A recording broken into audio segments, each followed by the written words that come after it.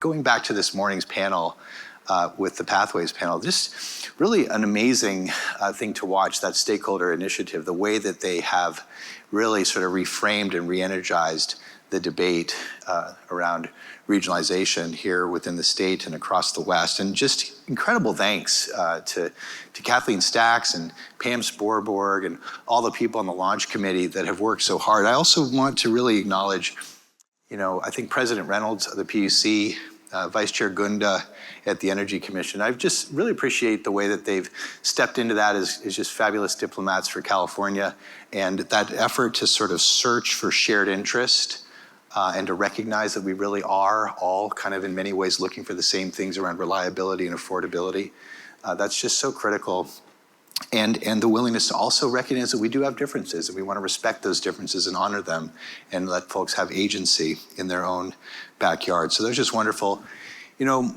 Mark Joseph, for those of you who've, watched this conversation for many years, to have Mark Joseph talking directly about being willing to help carry a bill through the California legislature, that is an extraordinarily significant moment, I think, for the history of this conversation, and just couldn't be more appreciative and just impressed with the way that he and Randy and others have really shouldered together on that. That is a remarkable development. And of course, we are honored to have members of IBW 1245 in our control center, and we're going to continue to stay laser focused on implementation of EDAM and continue to build that footprint and to continue to make that market as attractive to as many of our colleagues in the West as we possibly can. So just amazing morning there. And then also just to transition to the transmission panel. And some of you guys have heard me. For those of you, I'm not going to give you the whole backstory, but this language about planning is good, doing is better, goes back to an old friend from the Northwest. I've been carrying water for that for a long time, but I want to make sure, actually planning is great, right? And we need good planning, right? And I think, we really appreciate the efforts that are underway across the West. We're going to continue to support them, the work in the regulatory community, the West Tech effort. These are important efforts, so we want to support great planning, but doing is a big part of what we're about. And I really enjoyed that panel. You had some folks who are really, they're going to be going to shovel-ready ceremonies here in the years ahead, inaugurating new pieces of transmission and really doing what it's going to take to make best use of our existing grid and drive for affordability and reliability. And I think there's just so much urgency right now to get after these issues. And so we're going to continue to be good, regional partners on the planning side, but we are going to continue to innovate and drive to make sure that we can actually keep the lights on and get more deliverability in the system to connect these thousands of megawatts of new resources that are coming online. The Google chat really enjoyed that with Brian. I really mean it when I say I think that this whole, and you heard it a couple times, I think this notion of grid citizenship, this is just a concept, a theme, a set of words that really resonates with me. And I just think that when you frame issues in the sense of good citizenship, it's a right and a set of responsibilities and a willingness to contribute solutions to the grid, right? And I think that Google's showing up in that fashion. I'm seeing others starting to do that. We feel that responsibility at the ISO, and I know many of you do as well. And so it's going to be fascinating here as we try to get a handle on this demand curve to get a real good sense of really what are these hyperscalers going to be bringing to the system, both in terms of demand and flexibility. Is there any actual legitimate flexibility there? What can they provide for the grid in the spirit? Also, Google and other members of Western Freedom have been extraordinarily supportive of EDAM and West-wide market integration, and that's something we really have appreciated. We then, of course, got into the afternoon to our panel on the markets.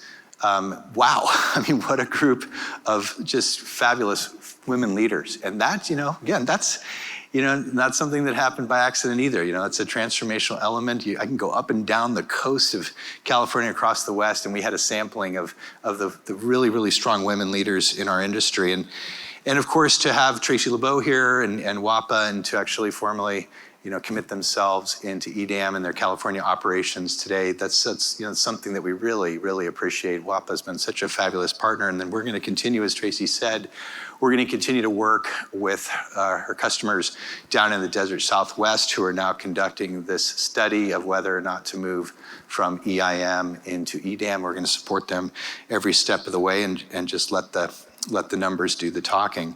So I think that's going to be really important. And then I just think that whole continuing, we've had challenges in the Desert Southwest. We really value all those partnerships. I think as Tracy and others talk about the interconnectivity, the transmission connectivity, and the next generation of builds, there's a lot at stake there. So I'm hoping that folks are really paying attention to everything that's happening, all three legs of the stool, the physics, the economics, and now these amazing governance enhancements. And then finally, on the load flexibility side, great panel. It definitely paid off to have Brian come on out from Colorado. I like the language around make it visible and getting targets. And certainly Commissioner McAllister, the CEC, in partnership with the other agencies, have been looking for some big load shift targets. I think it's going to be great to see those come into greater focus. But we're just generally excited to kind of roll up our sleeves and make sure that these resources can scale up and be a vibrant participant in the wholesale energy market. We've seen kind of the forced version of that, and I think the notion of kind of doing it on an automated basis, getting the incentives right.